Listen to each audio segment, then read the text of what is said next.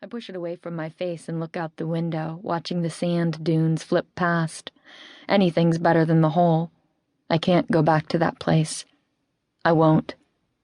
Now we rely on Sutton's underground resistance members to shelter, feed, and hide us.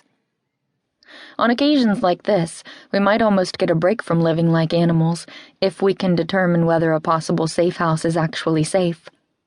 But even if this safe house turns out to be useful, we can never let our guard down, get too comfortable.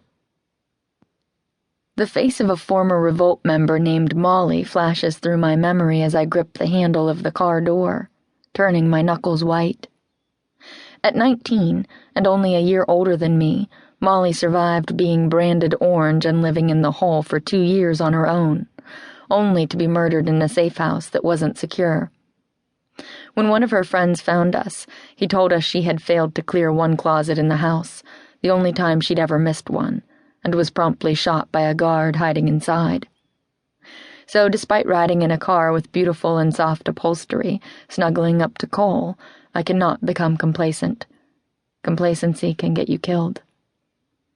I exhale, letting my thoughts drift away as I examine Cole's newly buzzed head, glistening from sweat. Just last night, he asked me to chop off his long, dark, greasy hair grown out of control without the aid of a razor. Now, he looks like the Cole I met on my first day in the hole, minus the spotless uniform and bossy attitude. But he's still just as intense. I miss Zeus, even though he can be a royal pain in my ass, he says, raising an eyebrow in my direction before planting a kiss on my cheek. How can you say that about Zeus? He was protecting me.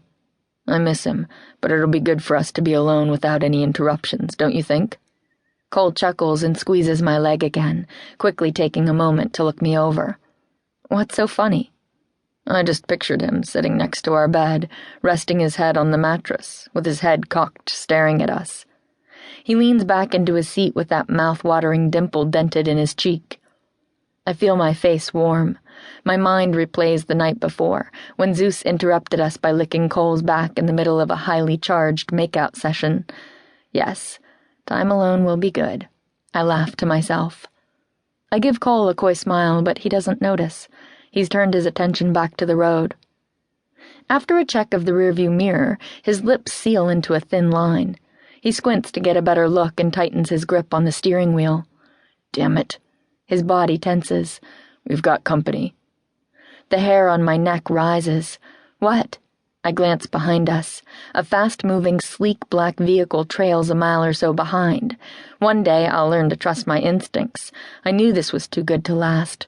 I flip back around and face Cole. I'm gonna grab the guns. I can feel my heart begin galloping as adrenaline starts to pour into my veins. Yeah, we're gonna need 'em, he says. I pull out his Glock and my Sig Sauer P229 compact that one of the resistance members gave me. Sweat trickles down my back as I place the guns on my lap and wipe my clammy hands on my pants. Hold tight. Don't shoot till I say.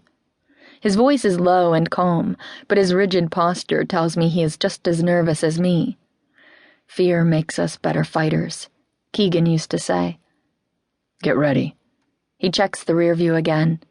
Cole slams the gas pedal into the floor. My head jerks back, hitting the headrest. The car bucks against his demand, protesting his urgency with an engine that has seen better days. I grip the guns, willing myself to be calm and breathe like he taught me.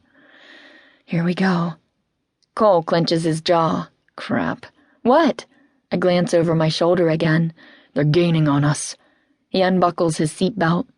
The speedometer ticks up past 80, but it feels like we're moving at a snail's pace compared to the approaching car. I shake my head. I check Cole's Glock one last time, cocking it before handing it to him. Then I unbuckle my seatbelt too. Cole raises an eyebrow at me, and I nod while pushing the seatbelt off to my right. Let's do this, I say. Remember, shoot to kill, don't hesitate, not even for a second. Got it.